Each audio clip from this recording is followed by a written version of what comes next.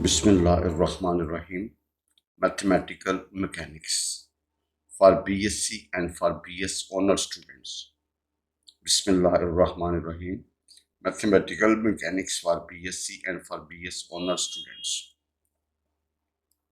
Bismillahirrahmanirrahim. Chapter number 5, Friction. Bismillahirrahmanirrahim. Chapter number 5, Friction. Bismillahirrahmanirrahim. Question: a uniform semicircular wire hangs on a rough tack. एक uniform है semi circular wire. Semi का मतलब आधी wire, circular का मतलब है वो सर्कल की शेप में है। Hangs on a rough pack, एक रफ पैक्स के ऊपर हैंग्स करती है जी। The line joining its activities making angle 45 with the horizontal जी। जो इनके किनारों को लाइनें मिलाती हैं वो हॉरिजॉन्टल के साथ कितना एंगल बनाती है 45। If it is just on the point of slipping, अगर ये just on the point of slipping है, find coefficient of friction between wire and pack. भैया आपने क्या निकालना है? कोएफिशिएंट ऑफ फ्रिक्शन निकालना है बिटवीन वायर एंड पैक। तो प्लीज देखिएगा, फिगर देखिएगा। ये हमारे पास सेमी सर्कुलर वायर है जी, ये हमारे पास सेमी सर्कुलर वायर है। यहाँ पे पैग लगा हुआ है जी। इसकी फ्रिक्शन इस तरफ होगी और रिएक्शन ऊपर होगा जी। भाई इसकी फ्रिक्शन इस तरफ होगी, इसका रिएक्शन ऊपर होगा जी। ये जो लाइन इसके एंड्स को मिला रही है, ये हॉरिजॉन्टल के साथ एंगल 45 बना रही है जी। ये जो लाइन इसके किनारों को मिला रही है, एंगल 45 बना रही है विद हॉरिजॉन्टल जी। ये 45 है, ये 90 है, तो भाई जन वेट डाउनवर्ड होता है। ये 90 है, तो भाई जन ये क्या होगा 45। अगर ये 45 है तो ये भी 45 होगा। अच्छा भाई इसके सेंटर को इसके सेंटर के साथ मिलाओगे, ये एंगल 90 होगा जी। भाई ये 90 है, ये 45 है, तो ये 45 होगा जी के ऊपर। अब आपको पता पूरी लाइन का एंगल होता है 180। 180 में से 45 निकाल लो, बाकी होगा 135, बाकी होगा 135। भाई यहाँ पे ये जब फिसलेगी, इसकी जो है ना फ्रिक्शन इस तरफ होगी, रिएक्शन ऊपर होगा, और रिएक्शन हमेशा सेंटर से पास करता है। रिएक्शन हमेशा क्या कहाँ से पास करता है? सेंटर से। इन दोनों का जो रिजल्टेंट होगा वो आर बार होगा at the stage of limiting equilibrium, उसको हम आर बार से शो करेंगे। और आर बार का ये वाला जो एंगल होगा वो लैम्डा होगा जी। वजन आर बार का रिजल्टेंट रिएक्शन के साथ एंगल का लैम्डा। अब क्रॉस भैया ये वाला एंगल और ये वाला एंगल भी लैम्डा होगा जी। भाई हमने दो चीज़ों की जरूरत है, एक ये लैम्डा की और एक 135 की। एक लैम्डा की और एक 135 की। ये एंगल 45 पूरी स्टेज में एंगल का था 180। 180 में से 45 निकालोगे तो बाकी 135। अच्छा भाईजान इसका रेडियस हमारे पास क्या ए है? इसका रेडियस हमारे पास क्या ए, ठीक है भाई, इसका रेडियस क्या ए। तो भाई ओ से जी तक का जो फासला होगा ना, ओ से जी तक का फासला, ये भैया सेंटर ऑफ ग्रेविटी में है 2a/पाई। ये आपने याद रखना भाई, 2a/पाई। ओ से लेके जी तक का फासला ये आपने याद रखना 2a/पाई जी। भाई वंस अगेन आप इस ट्रायंगल को लो O G and P, O G and P. भाई एंगल 135, भैया एंगल क्या है 135। ये एंगल लैम्डा, ये भैया रेडियस ये है, तो भैया ये क्या होगा 2a/पाई। भैया क्या होगा 2a/पाई। एक यूनिफॉर्म सेमी सर्कुलर वायर, एक uniform semi circular wire with which Hanks on a rough pack, जो रफ पैक के ऊपर लटकी हुई है। The line joining its extremities making angle of 45 with the horizontal. जो लाइनें इसके किनारों को मिलाती हैं वो हॉरिजॉन्टल के साथ कितना का मतलब 45। If it is just at the point of slipping, अगर ये just at the point of slipping होगा, फाइंड कोएफिशिएंट ऑफ फ्रिक्शन। आपने क्या निकालना है? कोएफिशिएंट ऑफ फ्रिक्शन निकालना between wire and the pack. भैया वायर और पैक्स के दरमियान आपने कोएफिशिएंट, म्यू हमारी डिमांड है, find coefficient of friction between the wire and the packs. Now इधर हम फिगर को डिस्कस करते हैं। Let the semi circular wire hangs on a rough pack P. भाई सेमी सर्कुलर वायर कहाँ पे हैंग करती है? पी के ऊपर। And is just at the point of slipping, and is just at the point of slipping when line AB makes an angle of 45 with the horizontal.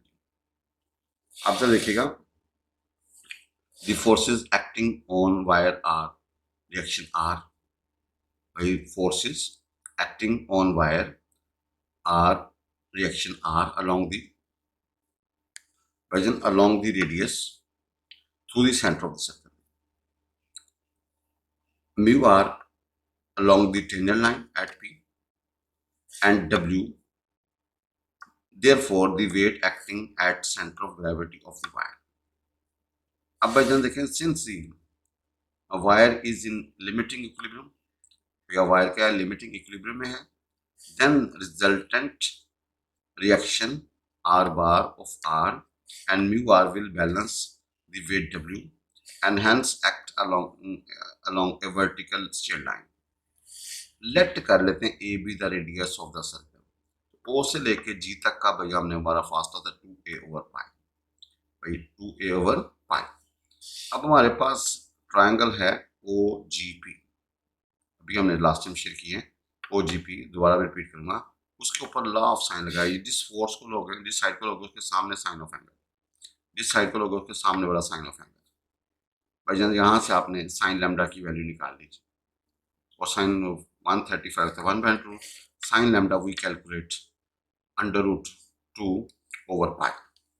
भाई sine lambda we calculate under root 2 over pi. भाई जान sine lambda we calculate under root 2 over पाई।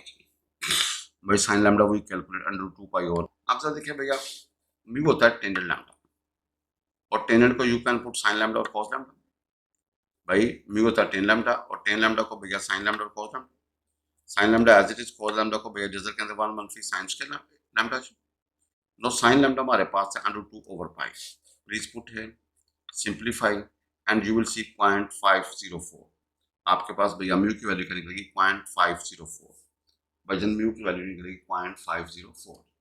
तो उसकी यही demand थी कि आपने वजन क्या निकालना है, म्यू निकालना है। वजन क्या निकालना है, म्यू जी।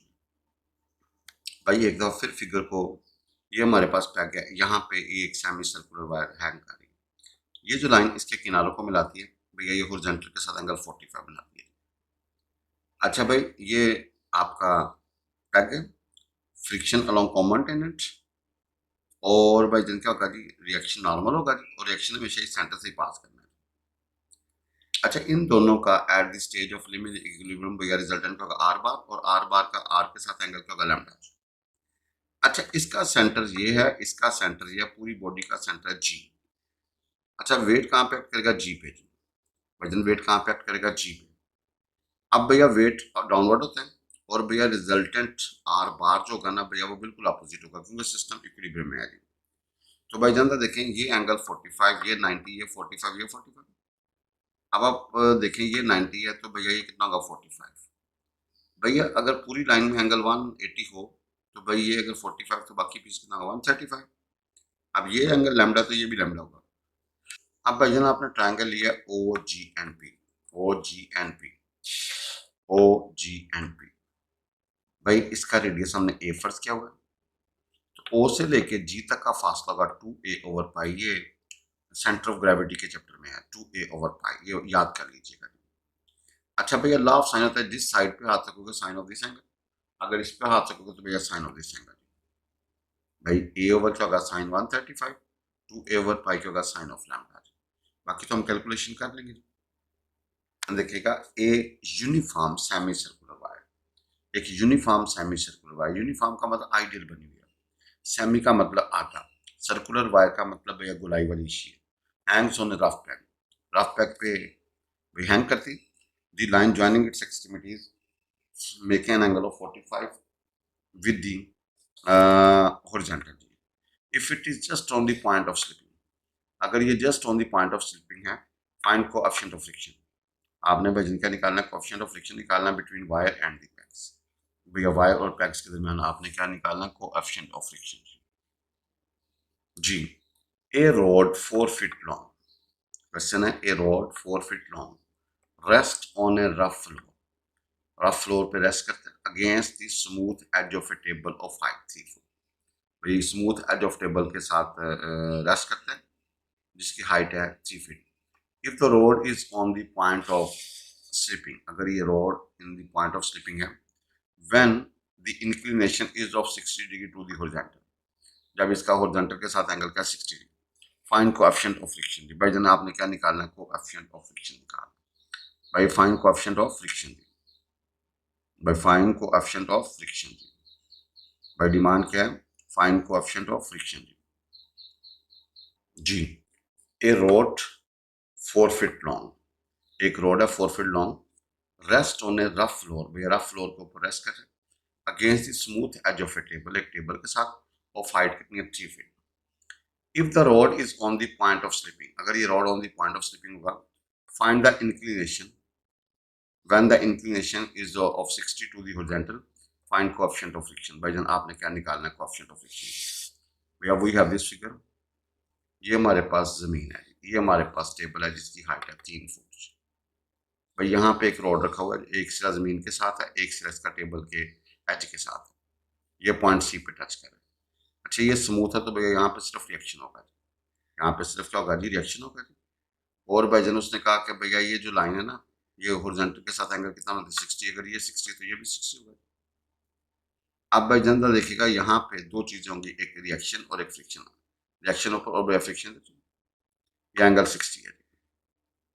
अब भाईजान जी जो ना सेंटर है, ये वे डाउनवर्ड होगा जी। और ये होगा म्यू आर। भाईजान ये क्या होगा? म्यू आर इस तरह। अब तक देखें, इस पॉइंट को हमने डी कह दिया, ये वेट हमेशा जमीन के साथ एंगल कितना बनाता है? 90 डिग्री। नाउ प्लीज जरा देखिएगा फिगर में, अगर आप थोड़ा सा इजाजत दें तो भाईजान ये क्या होगा? म्यू आर इस तरफ, भाईजान एस इस तरफ, एंगल 150, क्योंकि ये 60 है तो भैया ये 90 है तो क्या होगा? 150, और वेट इज डाउनवर्ड, और आर जो है ना ऊपर होगा जी। आपने एक ये वाली फोर्स, एक ये वाली फोर्स, एक ये वाली फोर्स, और एक 4 फोर्सेस आपने शो कर दी जी। ए रॉड 4 फीट लॉन्ग, एक रॉड है जिसकी लंबाई क्या है? 4 feet, rest on a rough floor, भैया नीचे वाला सिरा रफ है, against the smooth edge of a table, और भैया एक सिरा टेबल के साथ है, वो हाइट कितनी? 3 feet. If the rod is on the point of slipping, अगर रॉड कहाँ पे होगा? पॉइंट ऑफ स्लिपिंग होगा। When the inclination is of 60 to the horizontal, भैया उसका हॉरिजॉन्टल के साथ एंगल कितना होगा? 60 होगा। Find coefficient of friction. भाई जनता देखिएगा, मैं फिगर को फिर रिपीट करता हूँ भाई, इधर देखिएगा, ए रॉड 4 फीट लॉन्ग, भाई एक रॉड है 4 feet long, rest on a rough floor, नीचे वाला सिरा रफ है ऊपर, and against smooth edge of a table, और भैया दूसरा smooth edge of a table के ऊपर है, ऑफ हाइट 3 फीट, जिसकी हाइट कितनी है? 3 feet. If the rod is on the point of slipping, when inclination is of 60 to the horizontal, इसका हॉरिजॉन्टल के एंगल 60 है। Find coefficient of friction, we need mu. बजाना देखिए गौर से, यहाँ पे सिर्फ रिएक्शन होगा बिकॉज दिस इज स्मूथ, ये एंगल 60 तो ये भी 60, ये हाइट 3 फीट है, weight is acting at G, downward. अब भैया यहाँ पे रिएक्शन इधर होगा, फ्रिक्शन होगी, और वेट डाउनवर्ड होगा जी।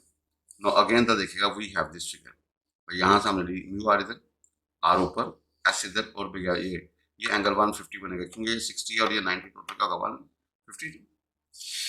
भैया देखें, let A B the rod of length 4 feet, भाई ए बी रॉड है जिसकी लेंथ क्या है? 4 फीट। भाई ए बी रॉड है जिसकी लेंथ क्या है? 4 feet, whose weight is W, acting at center of gravity and is just at the point of slipping when it is inclined at an angle of 60 to the horizontal। भैया जब ये angle कितना बनेगा? 60 to the horizontal. No भाई इधर देखिएगा, अब चूंकि फोर्सेस हॉरिजॉन्टल वर्टिकल के अलावा भी हैं, तो हम इनको रिजॉल्व करेंगे। Resolving forces along and perpendicular to the horizontal, भाई resolving forces along and perpendicular to the horizontal. भाई म्यू आर का angle 0, mu R cos 0, R का एंगल 90, आर कॉस 90, डब्ल्यू का एंगल 270, डब्ल्यू कॉस 270, और S का angle 150, S cos 150 equal to 0। चूंकि system limiting equilibrium में है तो लिहाजा इनका सम का होगा 0। इस तरह म्यू आर का angle 0, mu R sine 0, R का एंगल 90, आर साइन 90, डब्ल्यू और साइन का एंगल 270, डब्ल्यू का एंगल 270, डब्ल्यू साइन 270, और एस का angle 150, S sine 150 equal to 0।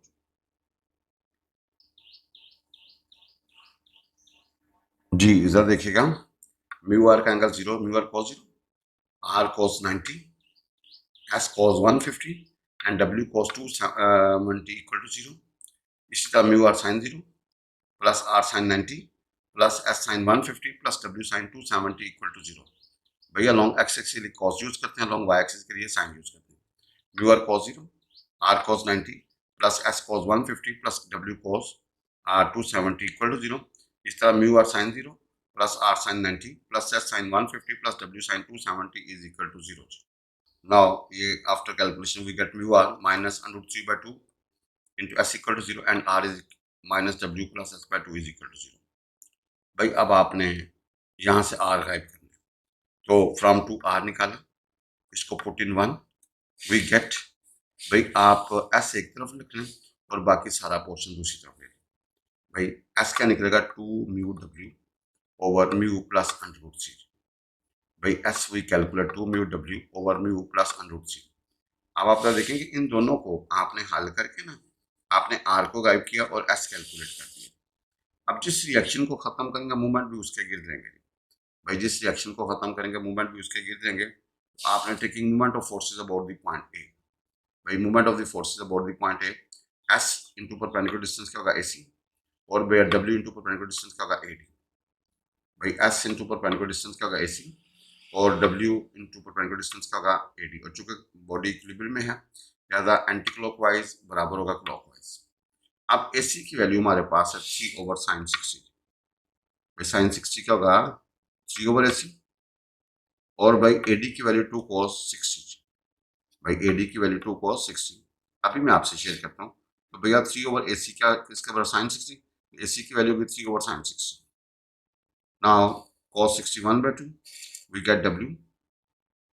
अब भाई हमें सिर्फ जरा गौर से देखिएगा, हमने एस की वैल्यू लगा दी। एस हमारे पास क्या है 2μw over mu plus √c। भाई एस की वैल्यू लगाई, उसके बाद भाई क्रॉस मल्टीप्लाई किया। भाई क्रॉस मल्टीप्लाई करने के बाद आप जरा देखें कि हमने डब्ल्यू को कैंसिल निकाल दिया, म्यू एक तरफ रखा बाकी सारा पोर्शन दूसरी तरफ। तो भैया म्यू की वैल्यू निकलेगी 3 ओवर 12 माइनस √c, और यही हमने भैया निकालना था। भाई हमने म्यू ही निकालना था, कोएफिशिएंट ऑफ फ्रिक्शन निकालना था। वंस अगेन आई रिपीट, भाईजन रिजॉल्विंग होगा म्यू और cos 0 plus R cos 90 plus S cos 150 plus W cos 270 equal to 0। इस तरह mu R sine 0 plus R sine 90 plus S sine 150 plus W sine 270 equal to 0। Now we taking movement about point A. देखें A के गिर्द ये दो गुजर रही हैं, इनका तो 0 हो जाएगा क्योंकि मूवमेंट का फोर्स इनटू परपेंडिकुलर डिस्टेंस। पर जिस पॉइंट के गिर्द मूवमेंट लोगे वहां से जितनी भी फोर्सेस गुजरेंगे उनका मूवमेंट बाई जिनका होगा 0 हो। अब आपका दो फोर्सेस बची हैं, एक डब्ल्यू और एक S. S is anti clockwise and W is clockwise. Anti clockwise बराबर होगा क्लॉकवाइज का, या इनका सम किसके बराबर होगा 0। तो भाई देखिए डब्ल्यू इंटू का होगा एडी, भाई डब्ल्यू इंटू का होगा एडी। तो बेस ओवर हाइपोटेन्यूज करोगे ना एडी ओवर 2, क्योंकि यहाँ तक 2 फास्ट है और टोटल क्या 4। भाई एडी ओवर 2 करोगे तो cos ऑफ 60 आएगा, तो एडी की वैल्यू निकलेगी 2 cos 60।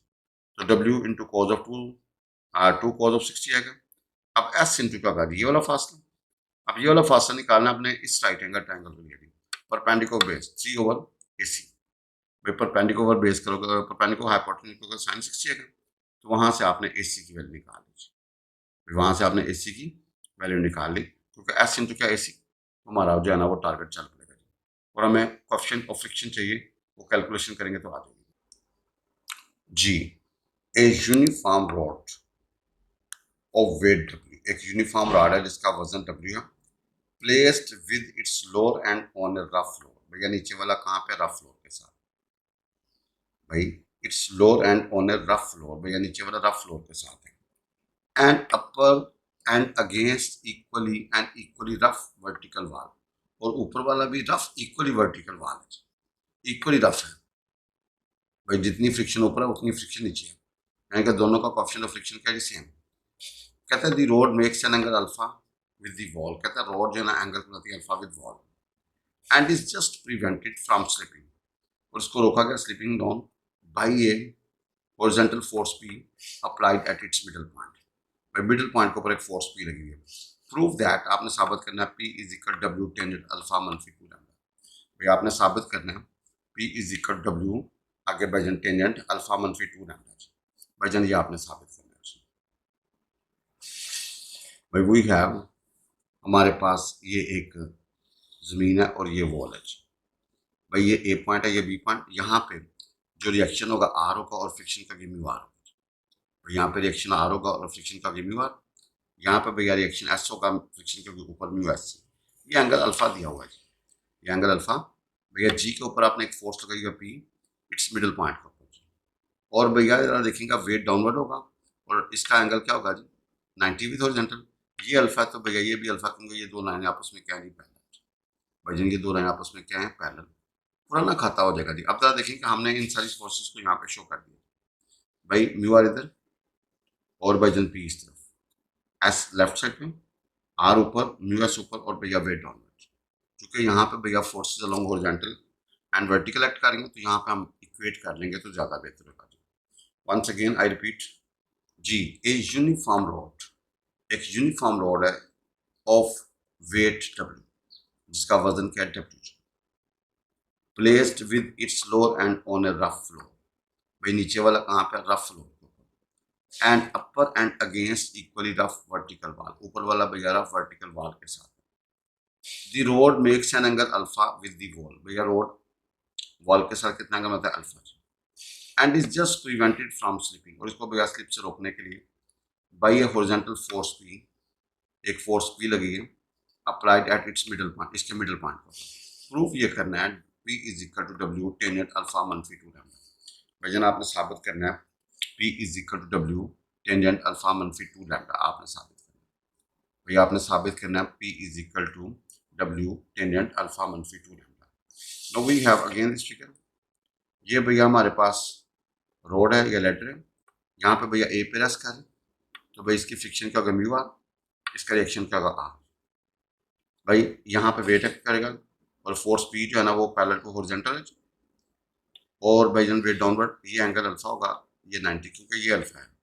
यहाँ पे भैया बी के ऊपर रिएक्शन होगा एस, और फ्रिक्शन क्या होगी म्यू एस, चूंकि बॉडी ने इधर स्लिप करना तो फ्रिक्शन ऊपर, एंगल क्या होगा जी alpha. No we have this, भाई म्यू आर इधर राइट पे, पी इधर राइट पे, एस भैया लेफ्ट पे, आर और म्यू एस ऊपर और भैया W downward. Now consider let L be the length of the rod AB and it makes an angle alpha with vertical valves. कहता है equating horizontal and vertical forces. आपने भाईजान क्या करना है, equating horizontal and vertical forces, भाईजान equating horizontal and vertical forces जी। तो S बराबर होगा P plus mu R and R plus mu S बराबर होगा W। तो भाईजान आपने P एक तरफ रख दिया और W एक तरफ रख दिया, भाई P एक तरफ और W एक तरफ, बाकी सारा पोर्शन दूसरी तरफ, दोनों को डिवाइड किया P और W।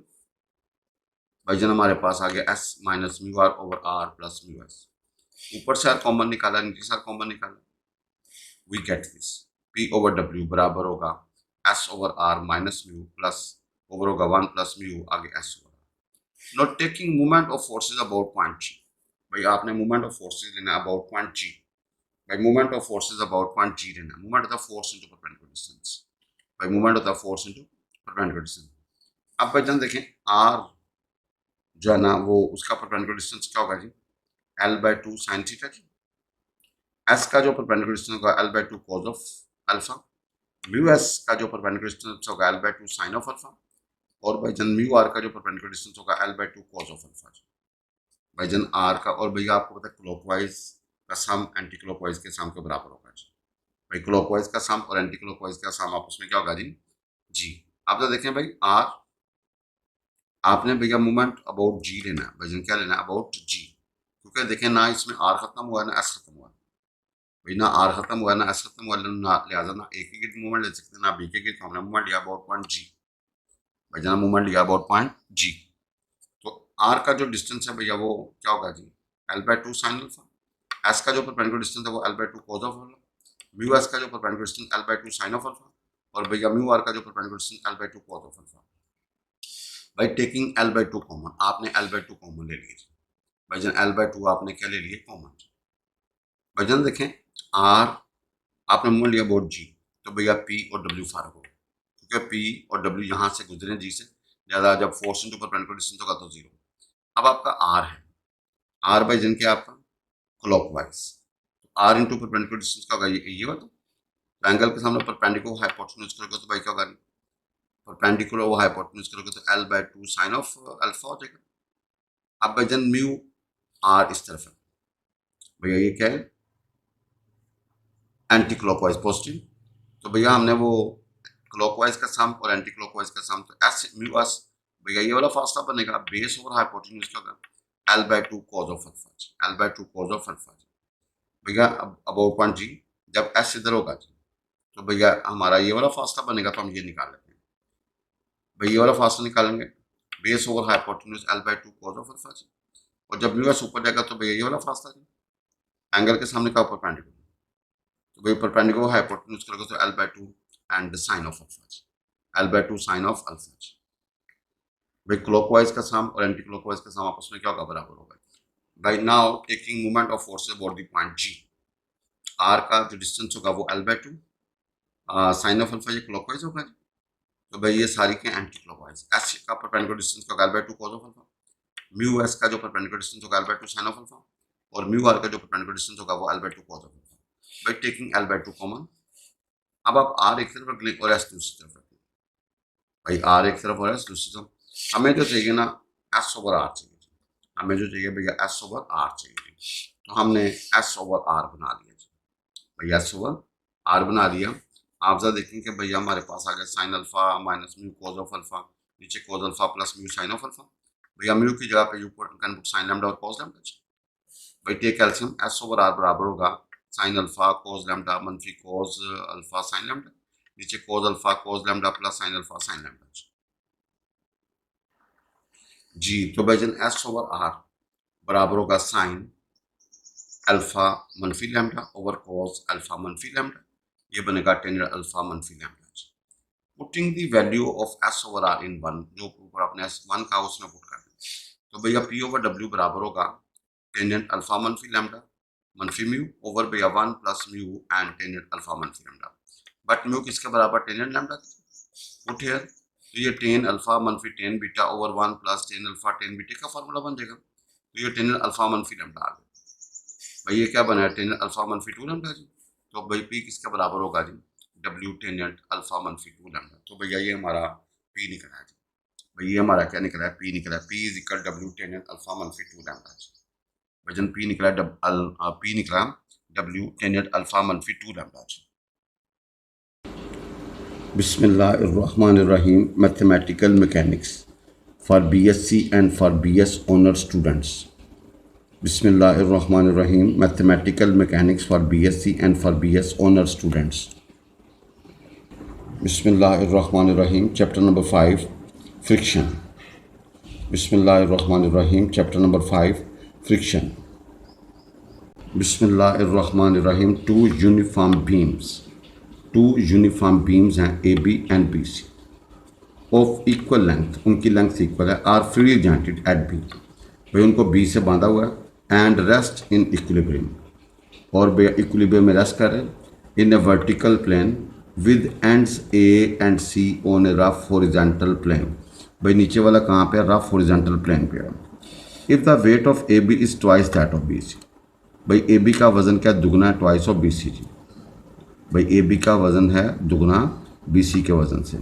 Show that there can not be limiting friction at either of these points, भाई आपने शो करना है there can not be limiting at either of these points, दोनों पॉइंट्स के ऊपर लिमिटिंग फ्रिक्शन नहीं होगी। शो करना है there can not be limiting friction at either of these points, दोनों के ऊपर लिमिटिंग फ्रिक्शन नहीं होगी। And that if there is limiting friction at either of these points it is at C, भैया वो C पे होगी। भाई अगर लिमिटिंग फ्रिक्शन होगी तो कहाँ पे होगी, C पे होगी। Find also the coefficient of friction, भाई जनाब आपने क्या निकालना है, कोएफिशिएंट ऑफ फ्रिक्शन निकालना है। भाई find also the coefficient of friction जी। If the greatest angle that the rods can make with each other is right angle, if the greatest angle that the rods can make with each other is right angle, भाई वो angle क्या है जी, right angle G. भाई दोनों roads के दरमियान जो angle है भाई जन वो क्या है, 90 डिग्री में। भाई देखिएगा हमारे पास ये फिगर है, ये एक रोड AB है, एक रोड AB है, भाई इसका वज़न 2W है जी। भाई ज़ाहिर इसका वज़न ज़्यादा होगा तो इसका रिएक्शन भी ज़्यादा होगा, इसकी फ्रिक्शन भी ज़्यादा होगी। इसका रिएक्शन हमने R2 कह दिया, फ्रिक्शन हमने μR2 कह दिया एट पॉइंट A। ये टोटल एंगल भाई जन दोनों रोड्स के दरमियान 90 है, तो भैया ये वर्टिकल लाइन एंगल ये 45 बनाएगी, ये 45 है। अब ये दूसरा रॉड है BC, इसका वज़न W है क्योंकि इसकी निस्बत आधा है। यहाँ पे रिएक्शन R1 होगा और फ्रिक्शन क्या होगी, μR1। भाई ये वज़न कम है तो इसका रिएक्शन इसकी निस्बत कम होगा और इसकी फ्रिक्शन इसकी निस्बत कम होगी। प्लीज़ देखिएगा AB रॉड है और BC रॉड है, दोनों के दरमियान एंगल 90 है जी। भाई AB का वेट दुगना है बी सी की निस्बत, ये 2W है तो ये W है भाई, G2 इसका सेंटर है, G1 इसका सेंटर है। यहाँ पे रिएक्शन R1 होगा और फ्रिक्शन क्या होगा, म्यू R1 होगी। यहाँ पे भैया रिएक्शन R2 होगा और फ्रिक्शन होगी म्यू R2। भाई ये मैं बराबर लिखा म्यू R1, ये भी आपसे शेयर करेंगे जी। तो म्यू इसका R2 रिएक्शन और फ्रिक्शन का म्यू R2 जी। दोनों रोड्स के दरमियान एंगल 45, दोनों रोड्स के दरमियान एंगल क्या जी 45। बाई टू यूनिफॉर्म बीम्स, दो बीम्स हैं यूनिफॉर्म, एक ए बी और एक B C of equal length, उनकी लेंथ क्या equal, are free jointed at B, भैया बी से ज्वाइन किया हुआ and resting in equilibrium in a vertical plane, और भैया वर्टिकल प्लेन पे रेस्ट कर रहे हैं with ends A and C on a rough horizontal plane, और नीचे वाला भैया सिरा कहाँ पे, रफ हॉरिजॉन्टल प्लेन पे।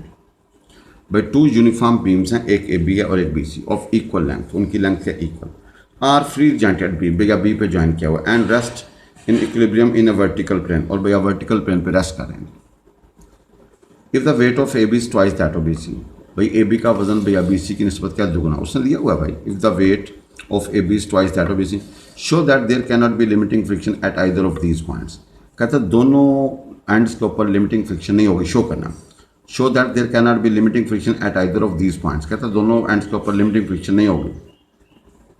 Show that there can not be limiting friction at either of these point, दोनों पॉइंट्स के ऊपर लिमिटिंग फ्रिक्शन नहीं होगी जी। ये आपने पहले शो करना है, अगली बात बाद में करते हैं जी। Once again I repeat, two uniform beams है, एक ए बी और एक B C of equal length, उनकी लेंथ इक्वल है, are free jointed at B, B पे फ्रीली बांधा हुआ है, कस के नहीं बांधा, हल्का सा बांधा हुआ, and rest in equilibrium in a vertical plane, और भैया वर्टिकल प्लेन पे रेस्ट कर रहे हैं with ends A and C on a rough horizontal floor plane, नीचे वाला कहाँ पे, रफ हॉरिजॉन्टल प्लेन पे। If the weight of A B is twice that of B C, A B का वजन भैया बी सी से दुगना है। Show that there can not be limiting friction at either of this point, भैया दोनों फिसलने हालत पे नहीं होंगे, भाई दोनों फिसलने वाली हालत में नहीं होंगे। Show that there can not be limiting friction at either of these points, भाई दोनों फिसलने वाली हालत में नहीं होंगे जी।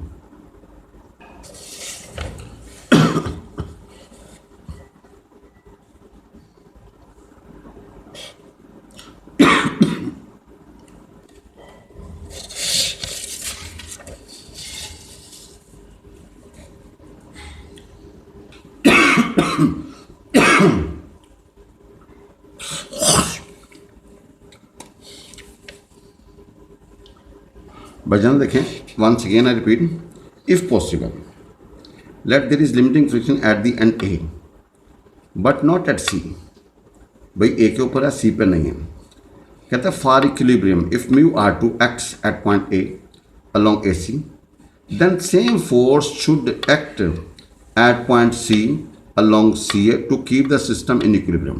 भाई सिस्टम को क्या रखना चाहिए, इक्विलिब्रियम के लिए। But mu R one cannot increase, mu R one को इंक्रीज नहीं किया जा सकता to balance mu R two, कि भैया वो म्यू आर टू को बैलेंस कर दें, because R two is greater than R one. भाई आर टू आर वन से क्या बड़ा होगा, ज़ाहिर है उसका वजन ज़्यादा, उसका रिएक्शन ज़्यादा होगा। Therefore there cannot be limiting friction at the end A, लिहाजा एंड ए पे लिमिटिंग फ्रिक्शन नहीं होगी जी। भाई ये हमने साबित कर दिया, limiting friction at end A पे नहीं होगी जी। Let there is limiting friction at the end C, भाई लेट कर दिया, let there is limiting friction at the end C, that is mu R one act along C A, mu R one act along C A. For equilibrium, the same force mu r1 acts at the end A to balance it. It is possible in static friction. भैया ये possible होगा जी, भाई ये क्या होगा जी, possible होगा जी। अब जरा देखिएगा भाई, अब जरा देखेंगे, now we find coefficient of friction mu। अब आपने coefficient of friction निकालना mu, तो भाई देखें ना हमने आर को ख़त्म किया, आर वन को ख़त्म किया, ना आर टू को ख़त्म किया, ना ए के गिर्द मूवमेंट लेंगे, ना सी के गिर्द लेंगे, बल्कि मूवमेंट लेंगे अबाउट पॉइंट भी। भैया मूवमेंट लेंगे अबाउट पॉइंट भी। भाई देखो ना, अगर आर वन को ख़त्म करें या आर टू को ख़त्म करें तो हम उनके गिर्द मूवमेंट लेते हैं। क्वेश्चंस के अंदर आपका जो है ना अभी जो सोल्यूशन चल रहा था सॉरी, उसमें आर वन भी मौजूद है, आर टू भी मौजूद है, तो हम ना ए के गिर्द लेंगे ना सी के गिर्द लेंगे, मूवमेंट लेंगे अबाउट पॉइंट भी। भाईजान पहले हम ये इक्वेटिंग वाला प्रोसेस दोबारा रिपीट करता हूँ। भाई म्यू आर वन बराबर होगा म्यू आर टू के, और भाईजान R one plus R two बराबर होगा डब्ल्यू जमा टू डब्ल्यू। भाई R one plus R two किसके बराबर होगा, डब्ल्यू प्लस 2W के, और म्यू R1 बराबर होगा म्यू R2 के। वजन देखें ज़रा, यहाँ से 2 से R1 प्लस R2 बराबर होगा 3W के, और म्यू R1 बराबर होगा म्यू R2 के। फ्रॉम 2 से कैंसिल करने के बाद R1 is equal to R2, which is impossible, hence there can not be limiting friction at both the end simultaneously. लिहाजा दोनों एंड्स के ऊपर भैया साइमल्टेनियसली फ्रिक्शन एक्ट नहीं करेगी। Hence there can not be limiting friction at both the end simultaneously.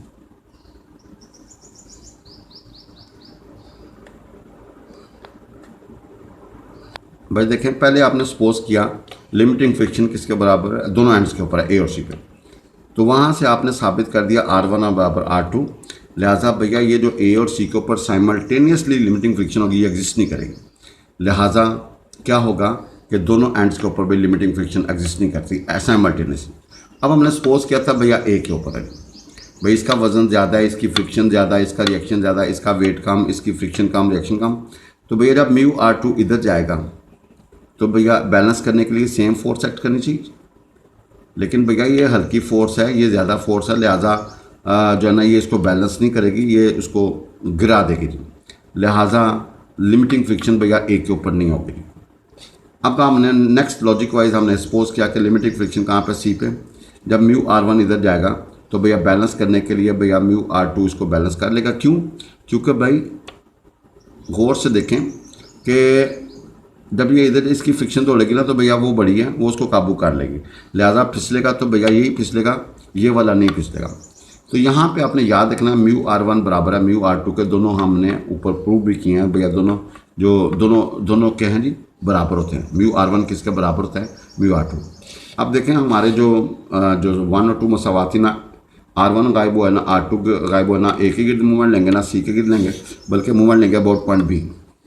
भाई movement और लेंगे अबाउट पॉइंट बी, जी taking movement about the point B. भैया पहले रॉड ए बी की बात करूँ, भाई म्यू R1 का जो फासला होगा वो L cos 45 होगा भाई, L cos 45 होगा। 2W का फासला होगा L/2 sin 45, और भाई जन ये R1 R2 का जो फासला होगा वो L sin 45। भैया ये क्लॉकवाइज है, ये नेगेटिव आएगा, ये दोनों एंटी क्लॉकवाइज हैं with respect to rod A B, तो पॉजिटिव आएंगे। अब भैया for rod B C, R1 anti clockwise है, उसका फासला होगा L sin 45, W क्लॉकवाइज है, उसका फासला होगा L/2 sin 45, mu R1 clockwise है, उसका फासला होगा L cos 45। भाईजान देखें movement of the force into perpendicular distance, भाई movement of the force into perpendicular distance, भाईजान movement of the force into perpendicular distance clockwise होगा तो नेगेटिव और एंटी क्लॉकवाइज होगा तो पॉजिटिव जी। भाई पहले आप ए बी के ऊपर जितनी फोर्स एक्ट कर रही हैं ना उसका मूवमेंट लें about point B, we get mu R1 इसका परपेंडिकुलर डिस्टेंस L cos 45, भैया 2W इसका परपेंडिकुलर डिस्टेंस क्या होगा L/2 sin 45, ये एंटी क्लॉकवाइज इनका सम पॉजिटिव, R2 क्लॉकवाइज इनका perpendicular distance L sin 45 equal to 0। For rod BC, भैया BC की rod R1 perpendicular distance L sin 45, और भैया W क्लॉकवाइज इसका परपेंडिकुलर डिस्टेंस L/2 sin 45, और म्यू R1 इसका परपेंडिकुलर डिस्टेंस L cos 45। भाई अब आपको पता है L sin 45 और L cos 45 भैया बराबर होते हैं, तो भाई आप कॉमन निकालेंगे, वी गेट दिस। अब देखें फ्रॉम 1 आपको पता है भैया R1 प्लस R2 किसके बराबर है, R1 R2 किसके बराबर है 3W के, भाई R1 R2 किसके बराबर है 2W के लिए। भाई हमने म्यू R1 की जगह पे म्यू R2 यूज़ किया हुआ यहाँ पे, भाई यहाँ पे हमने क्या यूज़ किया हुआ म्यू R1, भाई म्यू R1 और म्यू R2 बराबर थे तो हमने, तो भाई यहाँ से आपने R2 की वैल्यू निकाल लीजिए। भाई जन R2 की वैल्यू क्या होगी 3W माइनस R1 जी, इधर पुट करने 1 में जी। भाई आप देखें कि आपने R1 इकट्ठा कर दिया, R2 इकट्ठा कर दिया, भाई R1 इंटू क्या होगा 1 plus mu is equal 2W, R1 भैया 1 minus mu over to W/2। अब भाईजान हमने यहाँ से म्यू निकालना है, दोनों को डिवाइड कर दें, भैया दोनों को क्या कर देंगे डिवाइड, भाई डिवाइडिंग 5 6, भाई कैंसलेशन के बाद we get 1 minus mu over 1 plus mu is equal to 1/4, भाई 4 को क्रॉस कर दें ये 1 प्लस म्यू के दिन, तो भैया म्यू हमारा निकला 3/5, भाई जन म्यू निकला हमारा 3/5। और यही हमने फाइंड करना था कोएफिशिएंट ऑफ फ्रिक्शन जी। भाई म्यू फाइंड करना था कोएफिशिएंट ऑफ फ्रिक्शन जी, और उसकी वैल्यू 3/5 जी। बच्चों देखें, आपके पास बी के गिर्द भैया मूवमेंट लिया फॉरवर्ड ए बी, भाई 1, 2 और 3 फोर्स चेक कर लें। टोटल लेंथ तुम्हारे पास क्या जी पहले। अब भाईजान जब ये इधर जाएगा μr1 या μr2 ये दोनों बराबर हैं, तो भाई आपका ये वाला फासला बनेगा, भाई आपका ये वाला फासला बनेगा। तो μr2 और ये वाला फासला भैया base over hypotenuse L cause of 45 आएगा। जब ये इधर जाएगा तो भाई हमें ये वाला फासला चाहिए, और ये भैया नेगेटिव आएगा -r2, और ये वाला फासला क्या होगा जी perpendicular over hypotenuse L sine 45। अब जब ये इधर आएगा ना तो हमें ये वाला फासला चाहिए, तो हम ये निकाल लेते हैं। तो भाई इसके लिए 2w और इंटू ये वाला फासला भाई परपेंडिकुलर हाइपोटेन्यूज साइन 45। भैया परपेंडिकुलर हमारा ये है और hypotenuse l/2, perpendicular over hypotenuse करके तो भैया साइन 45। इसी तरह जब फॉरवर्ड BC लोगे तो भैया ये अबाउट पॉइंट बी, देखिए μ1r1 इधर है, ये क्लॉकवाइज विद रिस्पेक्ट टू, तो भाई ये होगा, और परपेंडिकुलर डिस्टेंस क्या होगा ये वाला जी। तो बेस ओवर हाइपोटेन्यूज क्या होगा जी l cos 45 जी। अब भैया जब ये इधर जाएगा तो हमें μr1 इधर जाएगा ना तो हमें ये वाला फासला चाहिए। तो भाई क्या होगा जी base over hypotenuse l cos 45 जी। r1 जब इधर जाएगा तो हमें ये वाला फासला चाहिए, और भैया ये क्या होगा जी परपेंडिकुलर ओवर हाइपोटेन्यूज क्या होगा l sin 45। अब भैया वी नीड दिस डिस्टेंस, तो हम ये वाला फासला निकाल लें। एंगल के सामने क्या था परपेंडिकुलर हाइपोटेन्यूज का होगा l/2 एंड साइन 45। अब भाई देखिए मूवमेंट होता है force into perpendicular distance, clockwise होगा तो नेगेटिव, एंटी क्लॉकवाइज होगा तो पॉजिटिव। भाई एक ही जो है ना हाथ रखना साथ के ऊपर, भाई मूवमेंट होता है फोर्स इंटू परपेंडिकुलर डिस्टेंस, और जिस पॉइंट के गिर्द मूवमेंट हो गया वहाँ पे जितनी भी फोर्सेज गुजरेंगे उनका मूवमेंट जीरो हो जाएगा। क्यों? उनका परपेंडिकुलर डिस्टेंस जीरो होगा। क्लॉकवाइज होगा तो नेगेटिव और एंटी क्लॉकवाइज होगा तो पॉजिटिव जी। Two bodies weight W1 and W2 are placed on inclined plane. भाई दो बॉडीज़ हैं, एक का वजन W1 है और एक का वजन W2 है। Are placed on inclined plane, एक इंक्लाइंड प्लेन रखे हुए हैं जी, and are connected by a light string, और उनको एक लाइट स्ट्रिंग से कनेक्ट किया हुआ है, by which coincide with the line of the greater slope of the plane. भाई वो जो लाइन है ना जो बांधी हुई है वो प्लेन के साथ इक्वल है जी, coincides with the line of greater slope of the plane.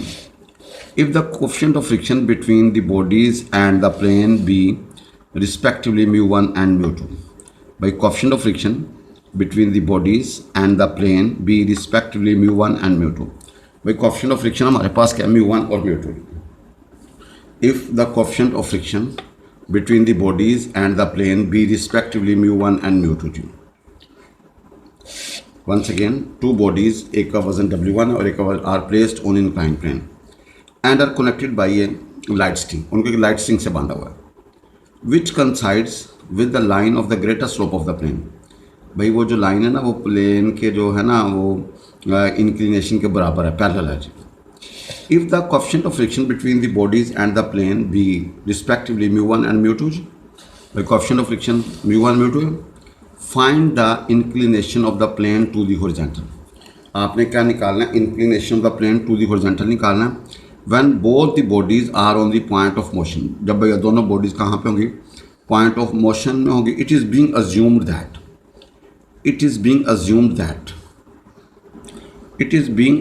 That the smoother body is below the other.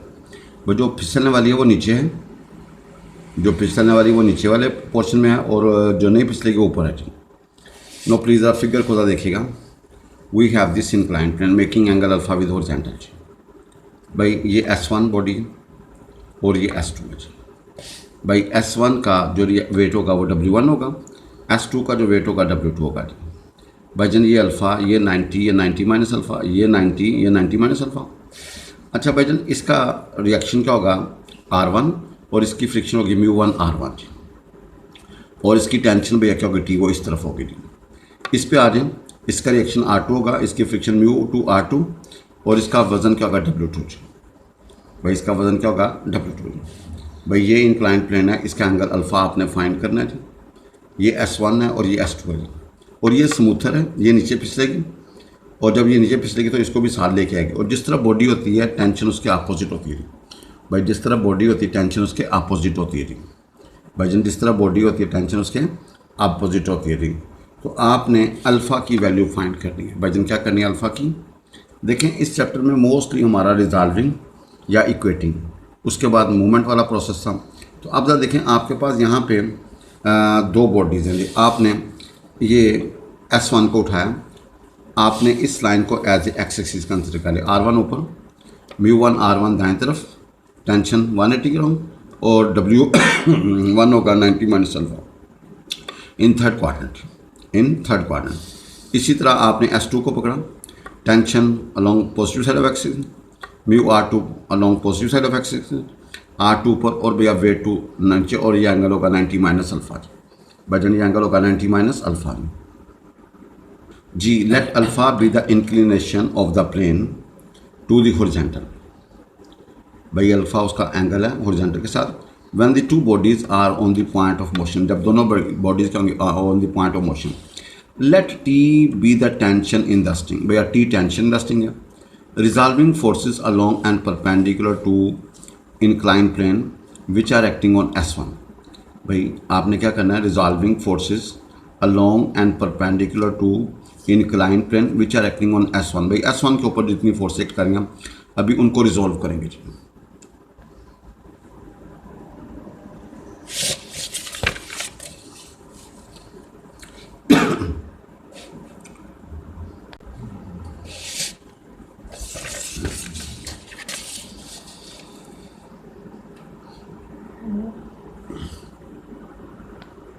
जी भाईजान। देखें μ1 R1 cos 0, R1 cos 90 plus T cos 180 minus W1 cos of 90 minus alpha with negative sign, in third quadrant में cos negative होता है, और equal to 0।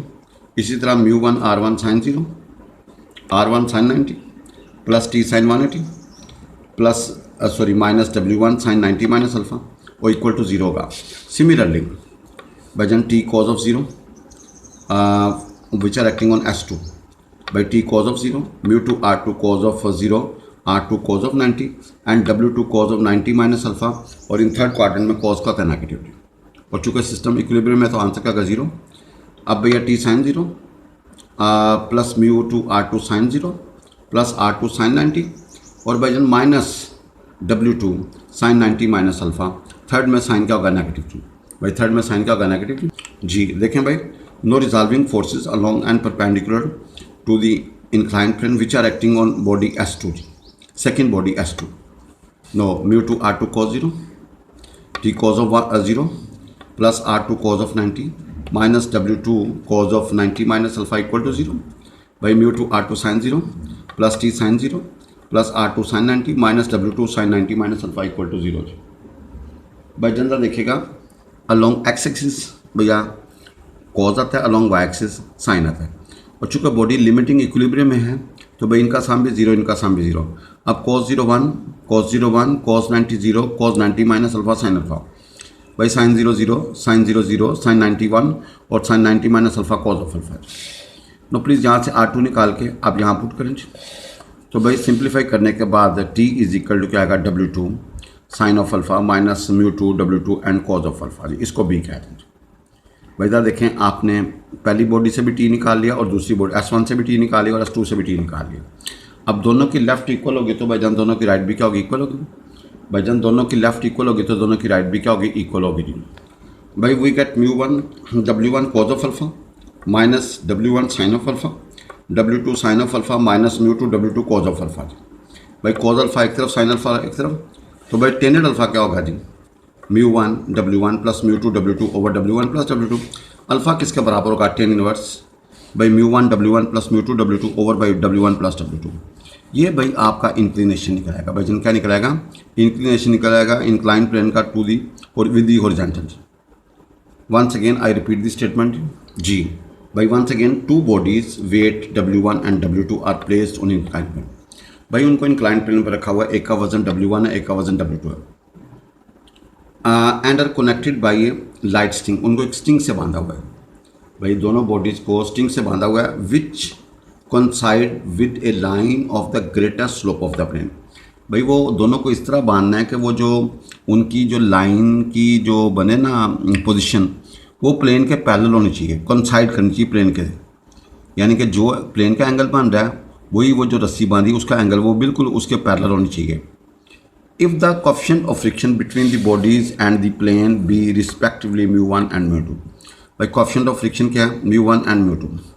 Find the inclination of the plane to the horizontal, आपने क्या निकालना है, inclination of the plane to the horizontal when both the bodies are on the point of motion।